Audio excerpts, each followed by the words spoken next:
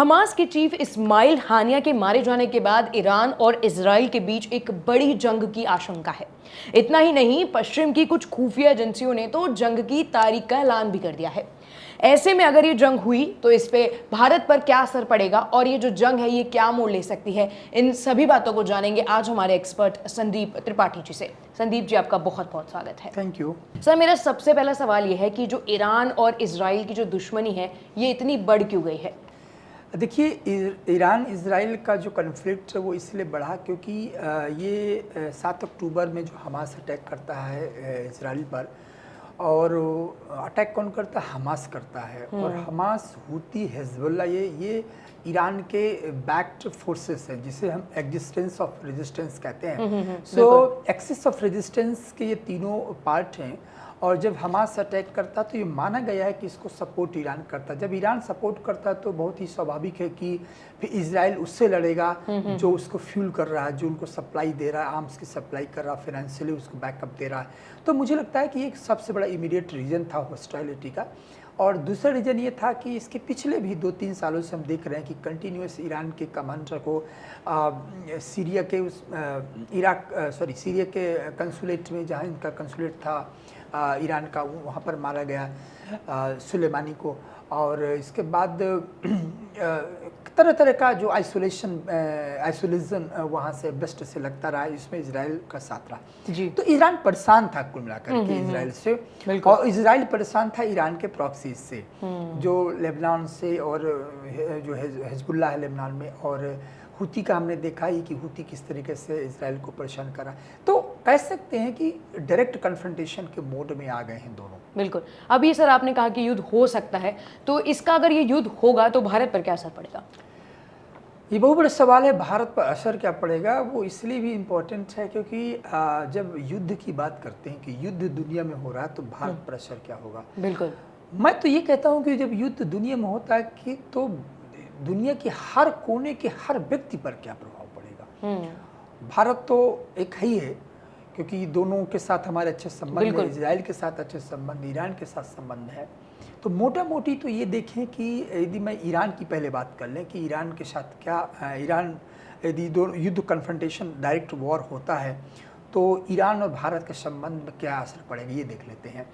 Actually आपको मालूम है कि इधर हमने देखा कि जिस प्रकार से यूएस ईरान पर सैंक्शन लगाया तो हमने क्रूड ऑयल को ईरान से थोड़ा लेना कम किया, और बल्कि ये क्रूड ऑयल हमारे सऊदी अरब से, इराक से, यूएई से आया।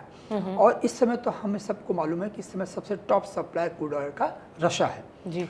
लेकिन ईरान का जो रोल है जियो स्ट्रेटेजिकल पॉइंट ऑफ व्यू से वो है कनेक्टिविटी को लेकर के। बिल्कुल। और हिस्टोरिकल हमारे और कल्चरल लिंक्स, सिविलाइजेशनल लिंक्स वो तो बहुत हाई रहे हैं, उससे मेंटेन करते रहे दोनों देशों का कल्चरल लिंक्स रहा। लेकिन ये जियोपॉलिटिकली देखा जाए तो कनेक्टिविटी बहुत बड़ा इशू है। और वो इसलिए इशू है कनेक्टिविटी का क्योंकि अभी हमारे ईरान के साथ 10 इयर्स का एग्रीमेंट हुआ है चाबहार पोर्ट को लेकर। बिल्कुल। और चाबहार पोर्ट को लेकर मैं हमेशा कहता हूँ कि it is just gateway for India to central Asia. Central Asia के लिए ये मुख्य द्वार है। सेंट्रल एशिया तक हमें पहुंचने के लिए हमें एक बहुत अच्छा एक्सेस देता है चाबहार पोर्ट। बिल्कुल। और उधर अफगानिस्तान जाने के लिए दैट मीन्स कि ये बाईपास करता है पाकिस्तान को, तो पाकिस्तान पर हमारी डिपेंडेंसी एकदम जीरो हो जाती है क्योंकि इसके पहले हमें अफगानिस्तान जाना तो पाकिस्तान, हमें सेंट्रल एशिया जाना है तो कहीं ना कहीं पाकिस्तान को एक ये है बाईपास करना। दूसरा ये है कि जो चाबहार पोर्ट है ये ग्वादर पोर्ट से बहुत ही इसकी ज़्यादा दूरी नहीं है जी। ठीक है।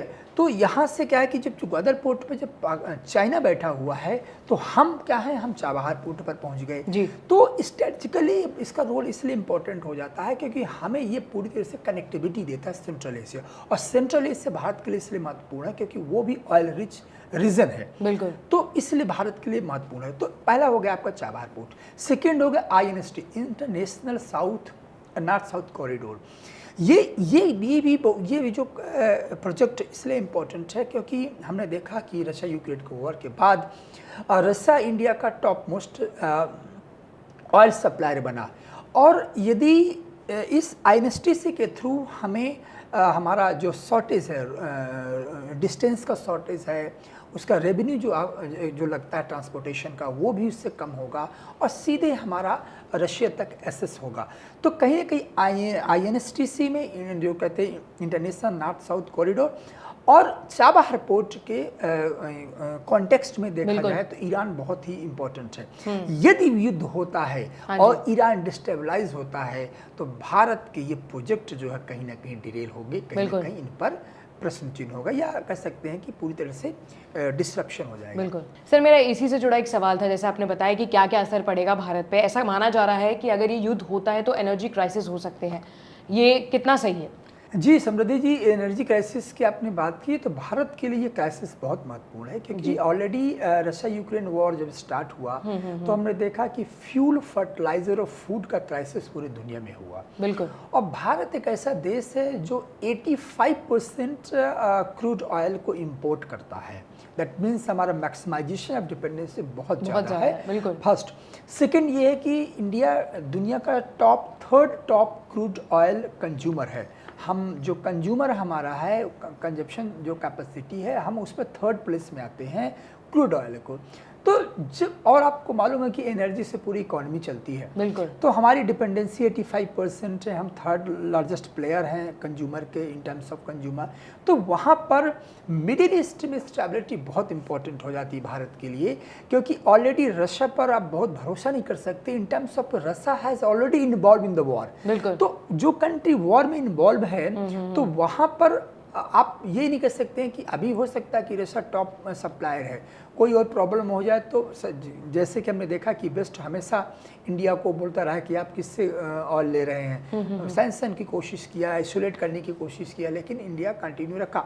लेकिन यदि वेस्ट एशिया, मिडिल ईस्ट में भी इस तरह का यदि प्रॉब्लम वॉर स्टार्ट हो जाता है तो भारत फिर कहाँ जाएगा? जो अभी मैंने बताया कि इराक और UAE, सऊदी अरेबिया, आप समझिए कि ईरान के साथ इराक है, ईरान के साथ सीरिया, ईरान के साथ लेबनान है, तो इस तरीके से टर्की भी ईरान के साथ है।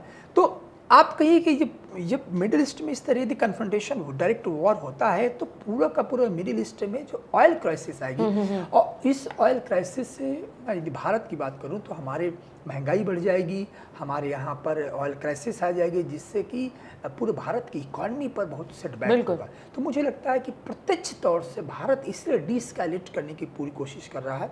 भारत नहीं चाहता है कि मिडिल ईस्ट में इस तरह का टेंशन जो है वॉर का स्वरूप ले। अब सर बात हो रही है जंग की, कि जंग हो सकती है, लेकिन ऐसा पढ़ा गया है और हमने कई जगह सुना है कि पहले ईरान और इजराइल दोस्त हुआ करते थे, ऐसा भी कुछ है? जियोपॉलिटिक्स में मैं हमेशा कहता हूँ कि जो आज दोस्त हैं कल वो दुश्मन हो जाएंगे, जो कल दुश्मन है वो आज दोस्त हो जाएंगे। तो ईरान, सऊदी अरबिया, बता दें कि इन दोनों का अपना एक हेजमनी को लेकर के कन्फ्लिक्ट चलता रहता है कि मैं सुप्रीम, सऊदी अरबिया कहता मैं सुप्रीम, ईरान कहता मैं सुप्रीम, उधर टर्की कहता मैं सुप्रीम। तो एक आपस में यहाँ पर सुपरमेशी को लेकर के जंग चलती रहती है। और सऊदी अरब को सपोर्ट करता रहा USA, ठीक है। और मुझे लगता है कि इनिशियली जो है जब 1948 और 1967 का जो वॉर होता है तो वहाँ पर ईरान का बहुत ज़्यादा रोल नहीं होता, वहाँ पर जॉर्डन होता है, इजिप्ट होता है, इधर आपका सऊदी अरब तो डायरेक्ट इन्वॉल्वमेंट नहीं था। स्पेशली मैं यदि जॉर्डन की बात करूँ, इजिप्ट की बात करूँ, टर्की की बात करूँ, तो ये कंट्री इन्वॉल्वमेंट होते हैं शुरू में, तो आप कह सकते हैं। लेकिन आज के कॉन्टेक्स्ट में देखें तो फिर पूरी से कन्फ्रंटेशन, तो दोस्ती दुश्मनी ये सब, हित यदि मिलते हैं तो दोस्त हो जाते हैं, हित टकराते हैं तो दुश्मन में चेंज हो जाते हैं। बिल्कुल सर, आपने इतनी अच्छी जानकारी दी, आपका बहुत बहुत धन्यवाद। Thank you. ऐसी और भी जानकारी के लिए, देश और दुनिया की तमाम खबरों के लिए देखते रहें जी न्यूज़।